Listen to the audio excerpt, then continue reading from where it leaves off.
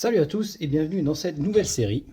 Alors, cette fois on va voir une nouvelle restauration que j'ai trouvé relativement intéressante à vous montrer. Alors, on est ici face à un réducteur. Donc un réducteur de mini-pelle, donc une petite pelleteuse Peljob Sirius. Donc le même style que les EB12.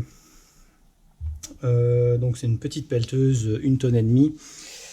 Et je suis face à un souci avec les réducteurs.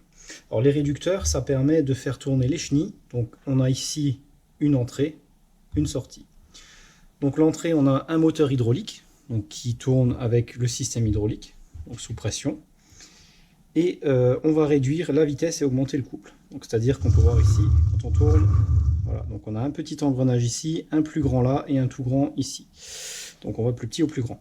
Et on tourne du même sens puisqu'on a 3 engrenages. Donc ça va permettre d'augmenter le couple et réduire la vitesse.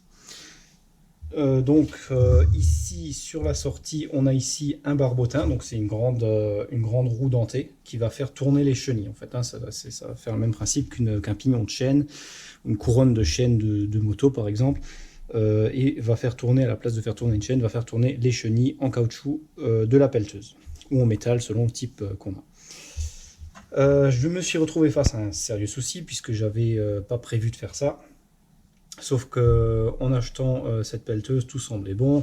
Au moment de vouloir faire les niveaux d'huile, tout simplement, je me suis aperçu que les deux réducteurs, donc il y en a un de chaque côté, hein, donc il y en a un pour la chenille droite, un pour la chenille gauche, et je me suis rendu compte qu'ils étaient vides. Donc il n'y avait pas une goutte d'huile dedans, c'était à peine gras. Déjà, ça m'inquiétait. J'ai ensuite ajouté, donc j'ai fait mon niveau d'huile. Le problème, c'est que on peut voir ici, ça coulait à l'axe, donc tout est sorti jusqu'au niveau ici. Puisque le joint n'est pas étanche.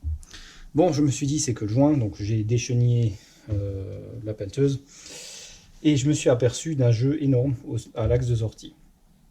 Donc sur les deux réducteurs, hein. Donc on peut voir le jeu énorme de presque 1 cm. Hein.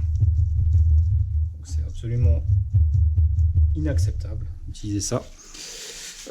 Et du coup, donc pas le choix. Il a fallu ouvrir. Donc ici c'est le deuxième, le premier je l'ai déjà ouvert, donc je ne l'ai pas encore remonté puisque je vais d'abord démonter le deuxième pour savoir ce qu'il y a à faire sur celui-là.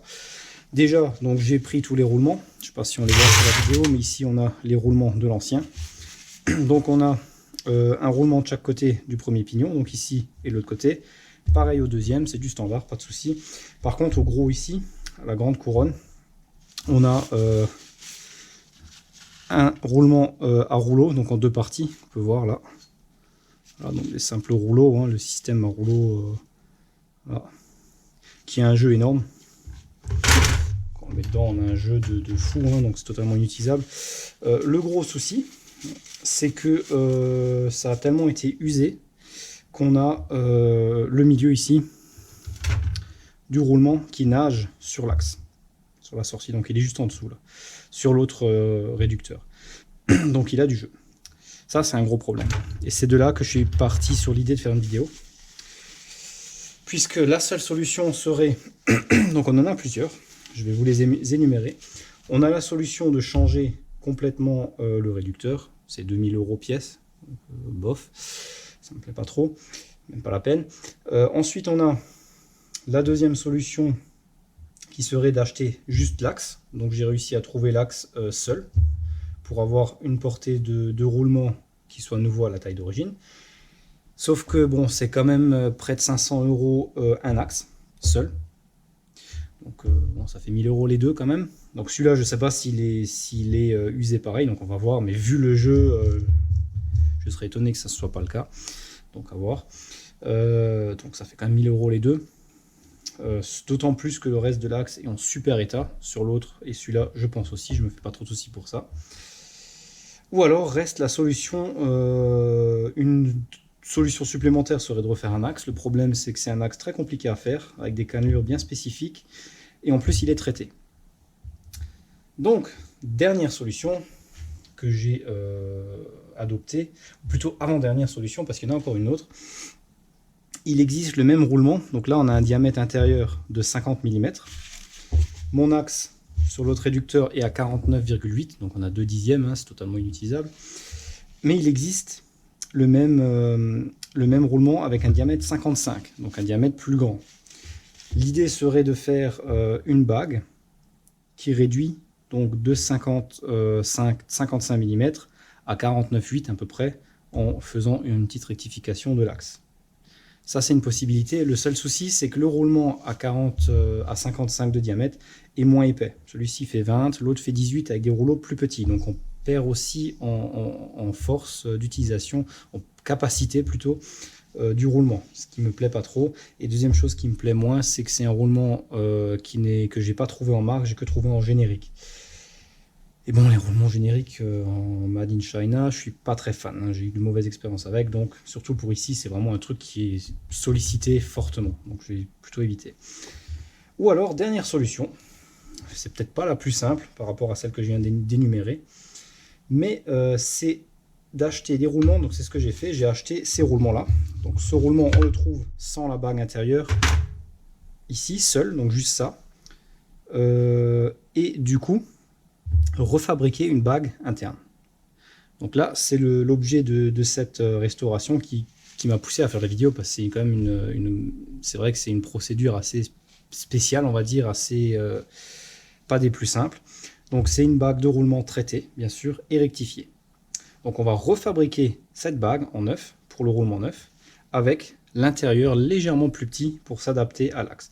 Donc l'axe, on va lui faire une passe à la rectifieuse, pour le ramener à peu près à 40, donc il est à peu près à 49,8, faut que je le mesure avec précision, mais on va essayer de le ramener au minimum à 49,7, puisqu'on ne peut pas descendre trop bas, puisqu'on a les cannelures de l'autre côté aussi. Donc les cannelures, ils sont à 49,5, donc on ne peut pas descendre en dessous de 49,5, sinon on n'arrive plus à mettre notre roulement. Donc on va refaire cette pièce à un diamètre inférieur, plus petit, qui ira sur l'axe qui est rectifié. Et l'extérieur reste au même cote. Alors, il faudra le faire dans du 100 C6, si ma mémoire est bonne. Donc en acier 100 C6, qui est l'acier à roulement. On va faire la fabrication autour.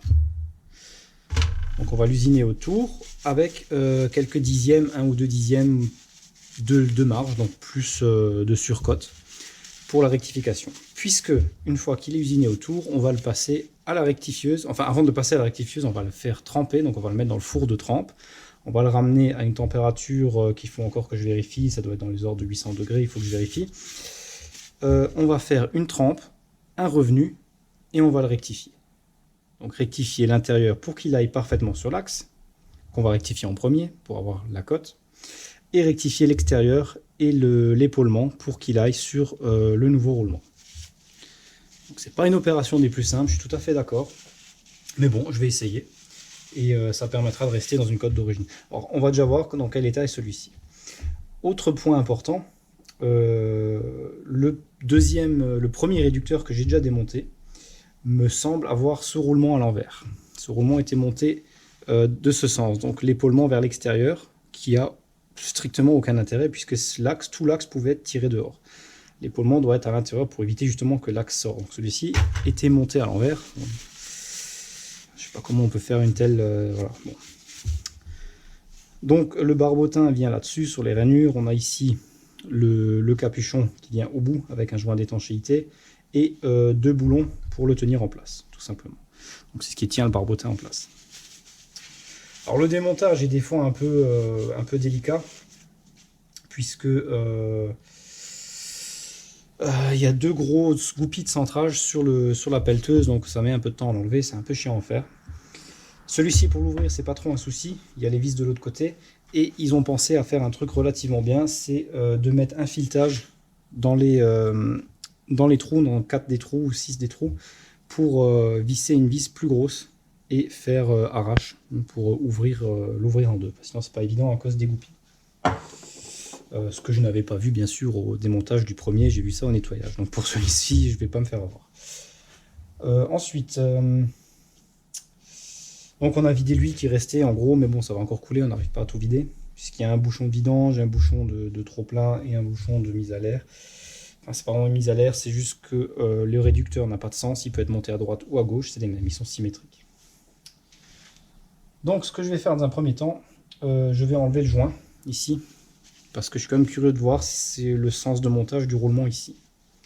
Donc pour enlever le joint, j'utilise toujours un vieux tournevis affûté, c'est plus un tournevis, c'est voilà, un reste de tournevis, qui permet donc de faire un levier. Donc on va voir où se trouve la rainure, on voit une petite rayure ici, qui correspond au bord du joint. Donc on va taper dessus pour le décoller. Et qui n'est pas du même type que celui de...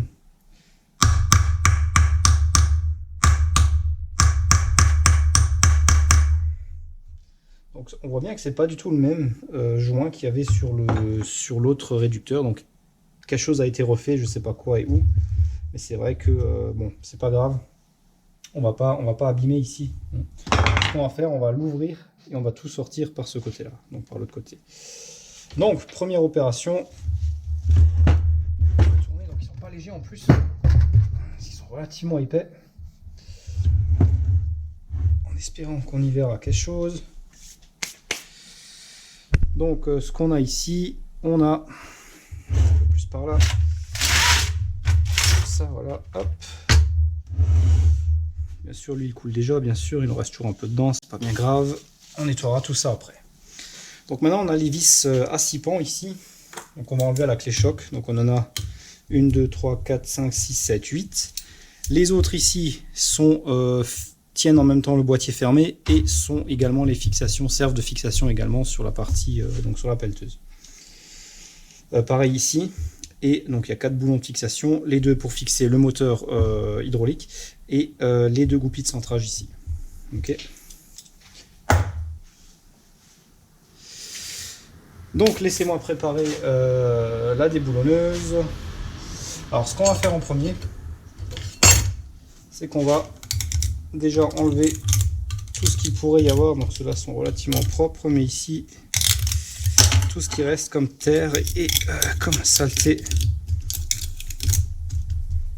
dans les 6 pans.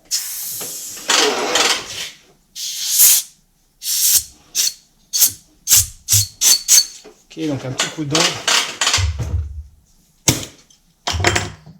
et on prend la déboulonneuse avec la douille.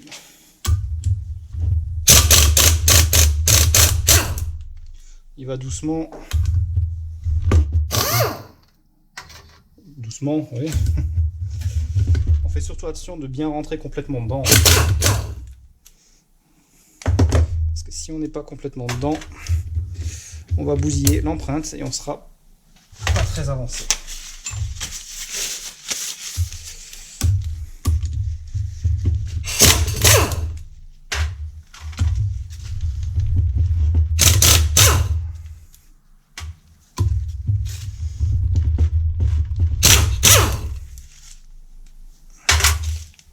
Donc ils sont assez faciles à sortir quand même.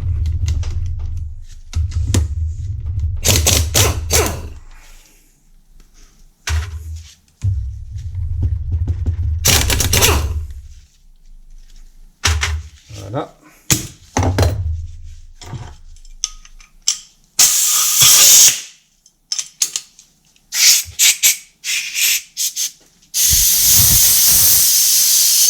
Coup de soufflette là-dedans, s'il y a beaucoup de merde. De toute façon, il faut s'attendre à ce que ça soit très sale à l'intérieur. Hein. En tout cas, l'autre était absolument... donc la terre est rentrée par le joint, tout ça. Donc c'est vraiment très très crade.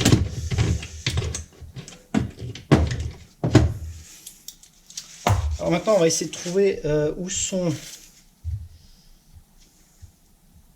les vis filetées. Donc on en a une là. Voilà. On peut voir que ça s'ouvre déjà. Alors celui-ci, je suis étonné, il est vraiment facile à ouvrir comparé à l'autre.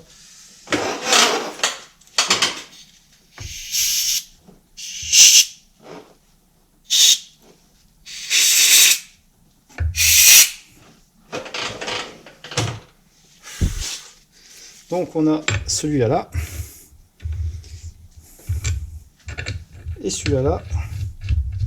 Voilà, ceux-là ils sont filetés. Donc il y en a 4. Voilà.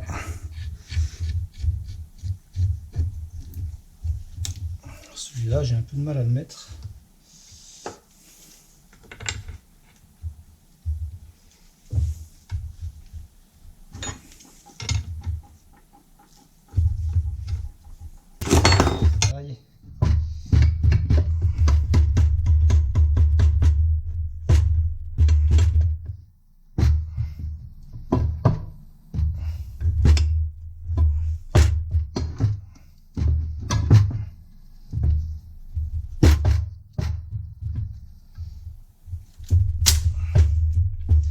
dernier millimètre, hein. Voilà.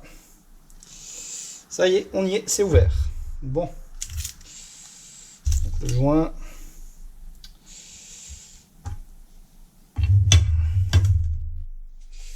Alors déjà, on constate un premier sérieux problème qui, j'espère, n'a pas fait de dommages. Je sais pas si on le verra bien ici. On va essayer, je vais essayer de vous montrer.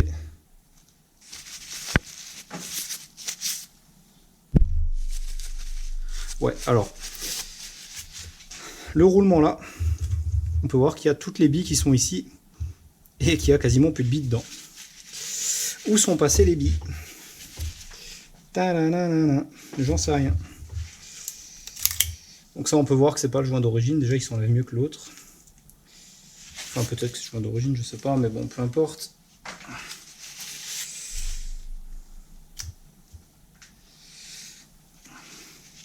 Alors, je m'estime déjà très très chanceux que tous les engrenages sont en bon état. Il n'y en a aucun qui est cassé, en tout cas, ils ont l'air plutôt bien. Il n'y a quasiment pas de jeu d'ailleurs. C'est déjà une bonne chose.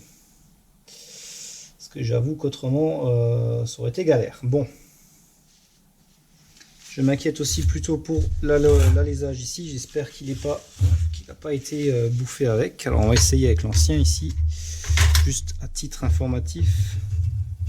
Non, c'est correct. Ok. C'est sûr, il a un petit peu de jeu, mais c'est acceptable.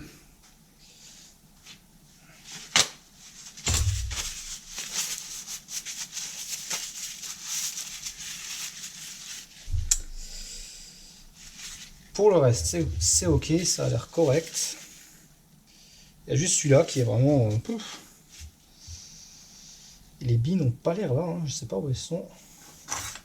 Est-ce qu'elles sont là-dedans? Il n'y a rien du tout. Alors, ce qu'il y a eu, je pense que toutes les billes sont dedans. C'est juste la cage qui est plus là. Mais où est passée la cage? J'en sais rien. Donc c'est très très étrange. En espérant que ça n'a pas été bouffé là-dessus, hein, que ça soit en bon état.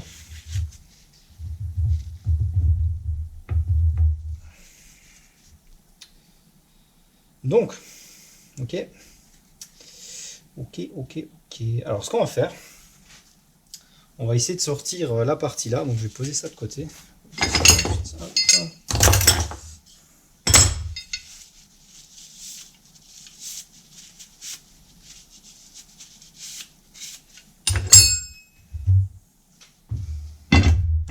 On va faire, on va essayer de sortir. Ok,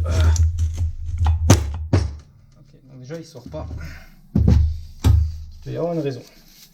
Alors on va procéder par étapes, c'est-à-dire qu'on va enlever le circlip parce qu'il y a un circlip là-dessous là normalement. Là on va commencer à le voir. Donc on voit bien le fonctionnement. Hein. Si je tourne ici, hein, voilà. Il n'y a vraiment pas de jeu dans les engrenages, donc ça c'est top.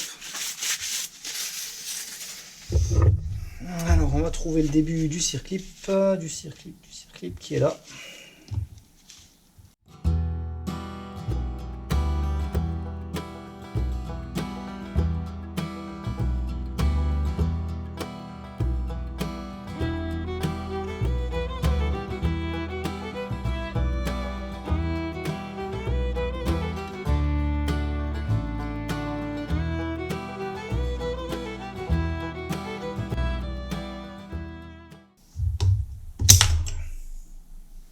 Et voilà le circlip. Et le tout bien dégueu bien sûr, puisque tout est plein de... Ok, donc là on va faire levier. On va essayer en tout cas, si j'arrive comme ça à le sortir, déjà ça glisse.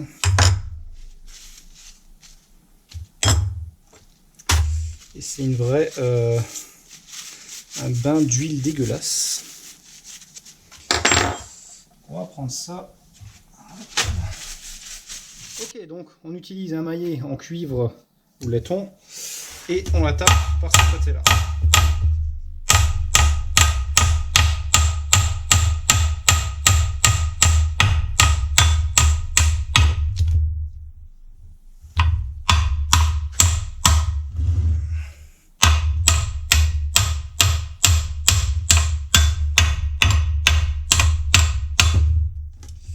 On y est presque, on y est presque.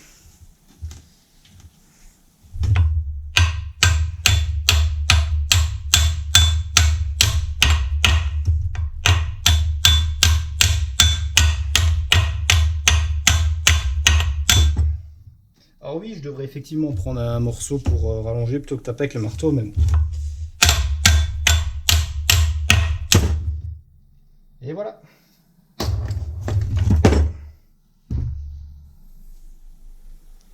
Voilà notre axe.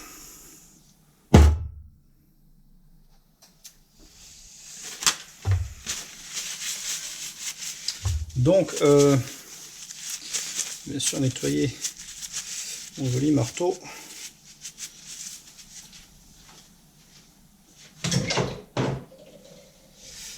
Et on va pouvoir sortir donc le roulement qui est là. Et la couronne. Donc déjà, le problème, c'est ici. Donc cette partie-là, c'est la partie où vient le roulement. La partie là, c'est le joint. Donc ça, on va enlever. Puisqu'on va mettre un joint SPI classique plutôt que ce système un peu spécial. Maintenant, la portée qui est là, que je viens d'essuyer, c'est la portée du roulement. Alors il faut espérer qu'elle est au bon diamètre sur celui-ci. Ça, c'est loin d'être une certitude.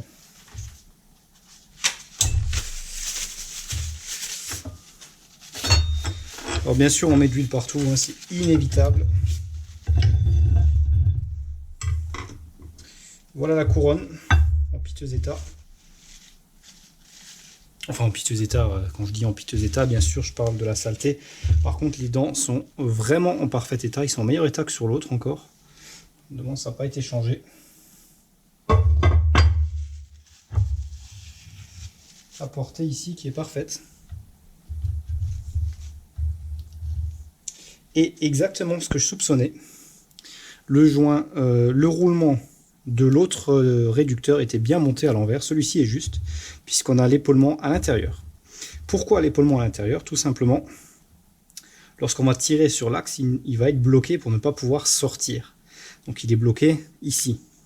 Ce qui est excessivement important, puisque il est bloqué pour le pousser dedans, c'est le roulement à l'arrière dans le logement qui le tient, donc celui qu'on a enlevé avant, avec le circlip, qui le tient en place. Donc il ne peut pas aller plus loin que le logement, son logement.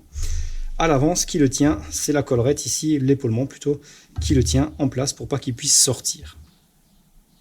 L'autre étant monté de ce sens, j'avais un jeu énorme, donc je pouvais tirer tout l'axe dehors jusqu'à ce que la couronne touche la fonte ici, et on le voit bien sur l'autre, mais je vous le montrerai, l'engrenage a mordu dans la fonte, donc à force, il a carrément bouffé la fonte, donc on a bien la forme ici du plat dans la fonte.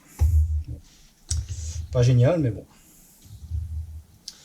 Donc ce qu'on va faire en premier lieu maintenant aussi, c'est vérifier l'état de cette portée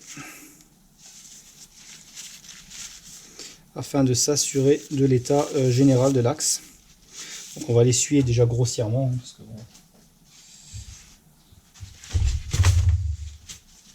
il y a tellement de saleté là-dedans que je ne peux pas faire autrement. On va enlever tout ça. On peut voir la portée du roulement complètement morte, hein. C'est vraiment, il n'y a plus rien dessus, c'est totalement irrégulier, des marques partout, c'est vraiment pas très cool, hein. Ça me plaît pas trop, déjà vu l'état à l'intérieur, ça me plaît pas du tout. Donc j'espère que ça va aller, mais je crois pas qu'on sera encore bon ici.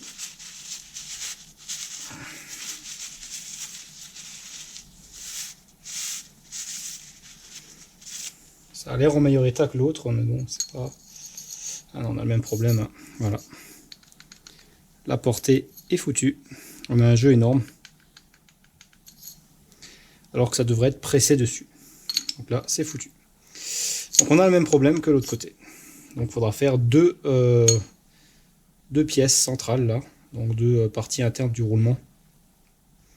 Rectifier, donc tremper, rectifier. C'est pour ça que je voulais démonter avant, pour savoir si je dois en faire deux ou pas. Voilà, tout simplement. Bon, ben on va faire avec. C'est comme ça. Pour le reste, donc on va sortir le reste. Alors celui-là, pour l'enlever, c'est juste... je vais garder l'autre pour montrer. C'est un caoutchouc au milieu, avec une tôle juste autour. Hein. Donc ça, on casse la tôle avec une bédane et on l'enlève, tout simplement. Donc je vais pas le faire en caméra, c'est un coup là et ça s'enlève. Ensuite, pour sortir cela, normalement, c'est facile. Il sort très facilement, normalement. Hein.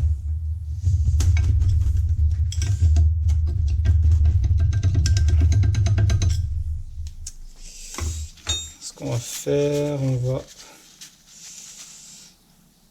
trouver mon deuxième là. Voilà.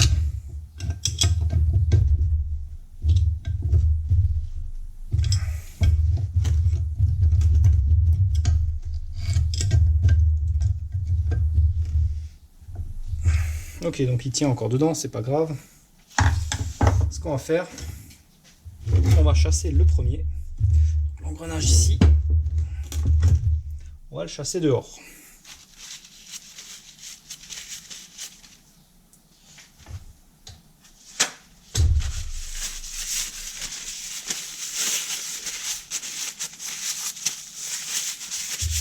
Alors pour enlever ça, rien de bien spécial, hein, ça s'enlève très facilement. En général, c'est pas très...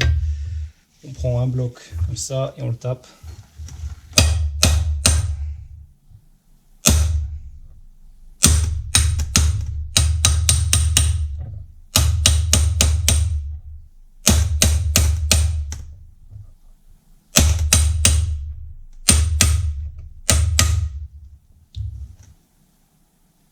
Voilà.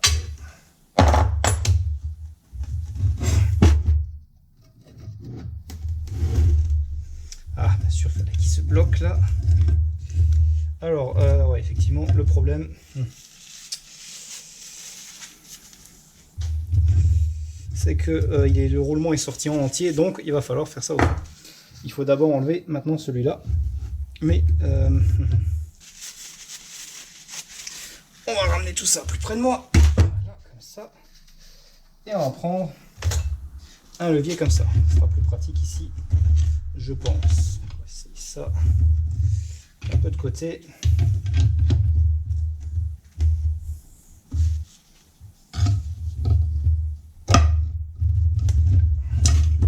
Voilà.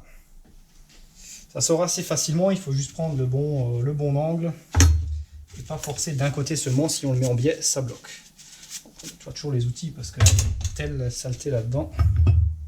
Voilà, donc il est sorti en entier.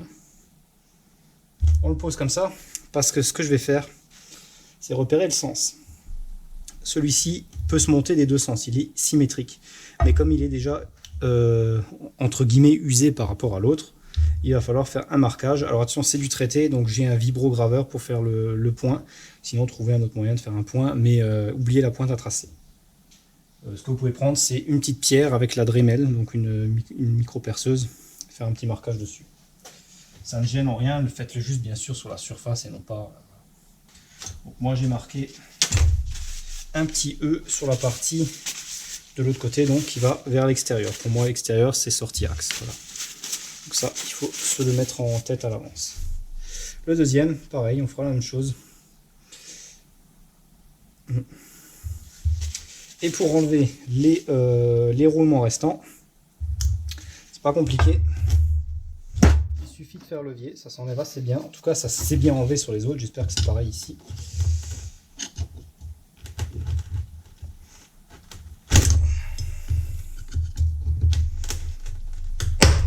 Voilà, ça vient.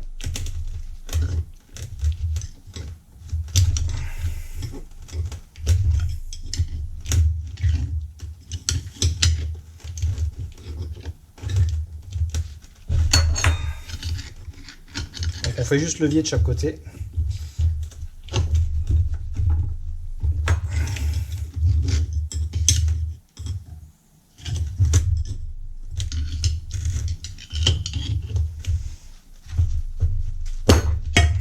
Et voilà.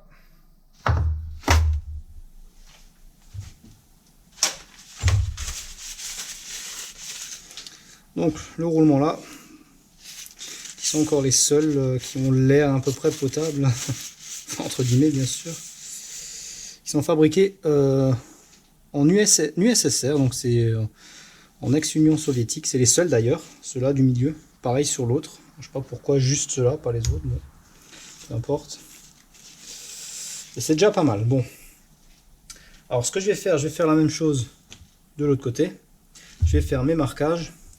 Pareil ici. Alors ici la technique est la même. Hein. On a un peu de jeu. On va passer un petit tournevis et frapper de chaque côté.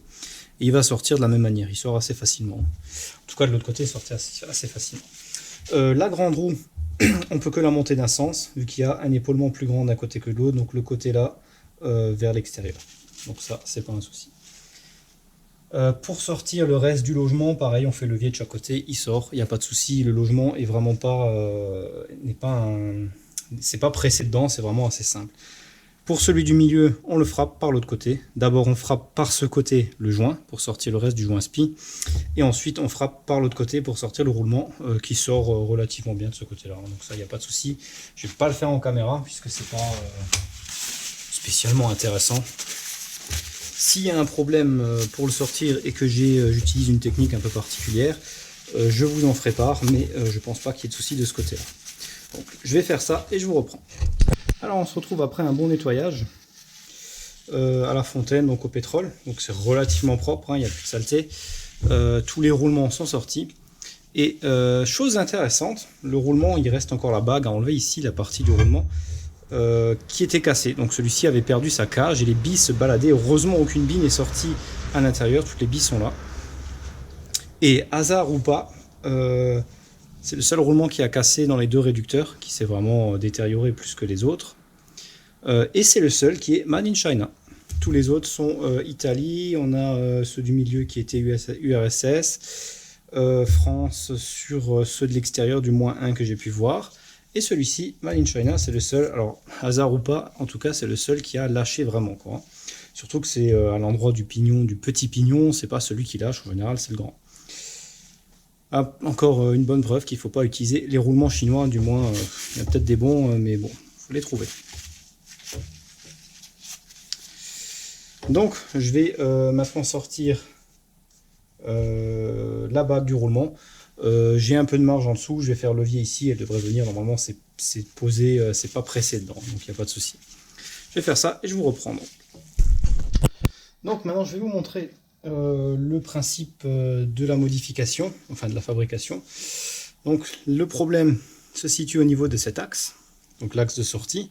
On peut voir les cannelures et l'intérieur est relativement en bon état, un peu de rouille ici sur l'extérieur qui n'empêche en rien le bon fonctionnement. La portée du joint SPI qui est parfaitement lisse, il n'y a pas de traces vu que c'était un joint, il y avait une bague autour, hein, donc elle était protégée. Les marques qu'on voit là ne se sentent pas au doigt, donc on va juste passer un coup de polissage. Et ici la portée de roulement qui ici paraît à première vue superbe, bien polie, bien lisse, sauf que elle est complètement usée.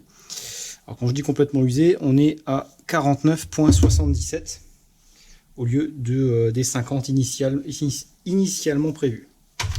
À l'origine, on est sur des roulements de 50 mm de diamètre intérieur. Ça a été usé jusqu'à 49,77, ce qui est quand même énorme pour un acier aussi traité, parce qu'il est vraiment très dur. Et pourtant, ça tourne pas vite du tout, hein. C'est la sortie, donc pour faire tourner les chenilles, et on est à une vitesse vraiment très faible, hein. C'est une mini-pelle, ça va à 3 ou 4 km/h grand maximum.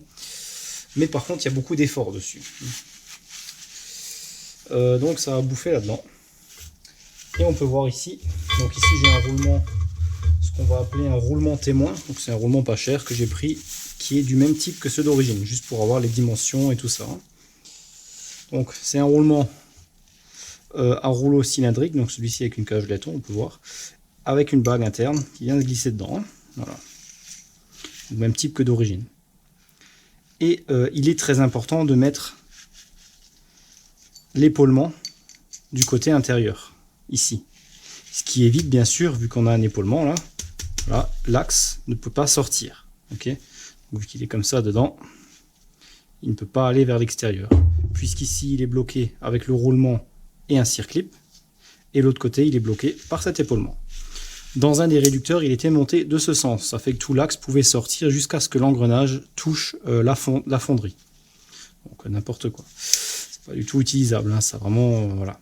Bon, ça a fonctionné, mais bon, On va donc bien sûr le monter du bon sens, donc il viendra comme ça. Ce qui va garder tout en place à l'intérieur. Alors il peut y avoir un léger jeu vu qu'il n'y a aucun effort axial, donc c'est juste un blocage. Ensuite, donc comme on peut le voir, ce roulement qui est qu'un roulement témoin qui ne sera pas utilisé, c'est un des moins chers qu'il y avait en cette taille. Donc c'est un 90 extérieur, 50 intérieur et 20 épaisseur millimètres. Donc NJ 210, alors NJ pour J pour N pour roulement à rouleau cylindrique, J pour la version avec épaulement. Donc sans épaulement c'est NU, donc le U pour droit. Et donc comme on peut le voir, donc on met la bague, on va la mettre là-dessus et on peut voir qu'elle tombe dessus avec un jeu énorme, hein. Donc pas du tout utilisable. Il y a juste la petite partie du bas qui n'a pas été utilisée. Là on voit que c'était décalé, donc pas bon du tout, hein. Vous voyez, inutilisable de cette manière. Bon. Donc celui-ci me sert de témoin pour les mesures. Et ici, tous les roulements seront remplacés par des roulements de marque SKF. Donc en majeure partie fabriqués, enfin pas en majeure partie, il y a une partie fabriquée, j'ai vu en Allemagne, donc Germany, ceux-là, les gros à rouleau. Les petits, il y a une partie en Italie et deux sortes qui sont, une sorte qui est fabriquée, je crois, en Bulgarie. Bon, ça reste de la qualité correcte. Voilà. Donc, vous remarquez une chose, j'ai pris les roulements de ce type-là, mais avec l'intérieur NU. Donc là, normalement, c'est des NU 210. Pourquoi? Alors, je l'ai pris pour une raison très simple. Le roulement avec l'épaulement, donc le NJ, coûte beaucoup plus cher, il coûte plus du double. Et sachant que je dois refaire le milieu, il ne me sert à rien. Donc, je n'ai pas pris la version avec épaulement. La version sans rien, puisque vous pouvez l'acheter sans l'intérieur, comme ça, coûte plus cher que de l'acheter avec l'intérieur droit. Donc j'ai pris avec l'intérieur droit, même s'il ne me servira pas, puisque c'était moins cher. Et il va me servir par contre pour une chose très intéressante, c'est le diamètre. Parce que moi, il faut que je refasse donc une pièce de ce type-là, donc avec la partie roulement, plus l'épaulement. Donc la même que celle-là, mais avec un épaulement, donc elle ressemblera à celle-ci. Mais je dois rester dans les tolérances exactes pour ce roulement. Donc le diamètre extérieur ici devra être respecté. Donc je dois faire ma finition une fois rectifié exactement à ce diamètre-là. Donc ça, c'est mon modèle. Celui-ci, c'est mon modèle uniquement pour l'épaisseur ici et l'épaisseur de l'épaulement. C'est uniquement pour ça qu'il me servira de modèle. Et je l'avais pris au cas où, puisque j'ai commandé avant d'ouvrir le deuxième, au cas où le deuxième aurait été en état correct. L'axe, j'aurais pu réutiliser, j'aurais pu mettre le nouveau roulement, celui-ci dessus. C'est quand même des MTM, ils sont pas si mauvais. C'est pas, voilà, c'est pas un roulement si mauvais que ça. Donc je l'ai pris au cas où. Et je vais me servir donc de ça pour les mesures. Alors je ne peux pas prendre le diamètre extérieur de celui-ci, puisqu'il n'est pas du même diamètre. Les rouleaux sont d'un diamètre différent, donc ça ne marche pas dans ce sens-là, parce que le SKF n'est pas fabriqué de la même manière. Je peux juste utiliser la largeur qui est la même. Donc, notre but, ça sera de refaire une pièce complète au milieu. Donc celle-là va sortir, on ne l'utilisera plus. On va fabriquer la partie là, avec un épaulement, mais avec le diamètre intérieur plus petit que celui-ci. Puisque celui-ci nage sur... voilà. On a presque 3 dixièmes de jeu. Donc on est à 49,77, donc on a un peu plus de 2 dixièmes de jeu, ce qui est beaucoup trop pour un roulement, puisqu'on veut un ajustement sans jeu. Et plutôt serré, même pressé dessus. Donc on va venir rectifier la partie là, complètement, pour arriver à un diamètre, je pense, aller à 49,70. Puisque ici, la partie cannelée, avec les cannelures, est à 49,50, ça me laisse un peu de marge pour pouvoir passer dessus. Donc ça, c'est déjà pas mal. Donc 70, peut-être 75, je suis à 77, c'est bien rond. Si j'arrive, je fais 75, sinon on fait 70, on verra selon comment ça se passe avec l'autre axe. L'autre axe est à 49,82 en moyenne, mais il y a des marques dedans, donc il faut voir combien il faut enlever pour qu'il soit parfait. Et donc l'intérieur sera fabriqué en rapport avec le diamètre de notre axe. Voilà, donc c'est pas évident à faire puisqu'il faudra faire un beau fini, mais je pense pas que ça posera souci. Bon, je ferai ça sur le tour avec la rectifieuse montée sur tour, j'ai pas le choix, j'ai pas d'autre solution. Mais pour cette application, c'est déjà pas une application à haute vitesse, c'est déjà pas mal. Et ça fera largement l'affaire, puisqu'on fera ça avec du 100 C6 traité comme celui-ci, qui est également en général fait avec du 100 C6 traité. Donc on sera dans les mêmes caractéristiques techniques. Le tout, c'est d'arriver vraiment à faire un diamètre parfaitement similaire à celui-ci. Alors, l'épaulement n'arrange rien, puisque le fait d'avoir un épaulement, ne facilite pas la tâche. Pour la rectification surtout, hein, pour le tournage, il n'y a pas de souci. Mais pour la rectification, c'est pas évident parce qu'il faudra vraiment venir... on ne peut pas faire des passes complètes. Hein. Donc il faudra faire des toutes petites passes très légères pour la finition, plus une petite passe ici. Alors, sur l'épaisseur, je n'ai pas de tolérance aussi serrée à respecter puisque dans mon usage actuel ici, c'est pas super important. Puisqu'on a un peu de jeu latéral, c'est un circlip qui fait l'arrêt et le jeu, donc c'est vraiment pas quelque chose de précis dans le sens axial. C'est uniquement dans le sens radial que je veux une précision. Et encore, pour faire tourner les chenilles, on n'aurait même pas vraiment besoin. Bon. Mais je veux quelque chose qui soit le plus précis possible. Donc, dans l'idée, comment on va faire? J'ai déjà un bloc, bien sûr, des ronds de 100 C6, donc l'acier. On va tailler ça directement dans ma barre, donc j'ai une grosse barre. Je voyais encore ça. On va tailler ça de ce sens. Donc on va faire notre chariotage, l'épaulement, machin, le surfaçage, l'alésage, tout ça, et le tronçonnage. En gardant légèrement, bien sûr, on va faire les chanfreins à l'avance, tout ça. Ici, le petit chanfrein ici, partout, tout ça sera fait à l'avance. Alors ensuite, une fois qu'on aura coupé tout ça, bien sûr, on l'usinera en surcote, c'est-à-dire qu'on va laisser par exemple 1/10 en plus des dimensions finales qui seront à enlever avec la rectification. Une fois notre pièce tronçonnée, terminée, on la passe au four de trempe. Une fois passée au four de trempe, on fait bien sûr la trempe à l'huile et on fera éventuellement un revenu. Donc ça on verra, il faut que je voie encore exactement les températures à utiliser et s'il faut faire un revenu de combien. Ensuite on mettra ça dans le tour. Bien sûr, les morts du tour sont également rectifiés, ce qui va nous permettre d'avoir une concentricité parfaite entre la broche et la pièce montée dans le mandrin. Donc les morts seront rectifiés avant de monter cette pièce dedans, pour être sûr d'être au top. On fera la rectification interne en premier. Okay.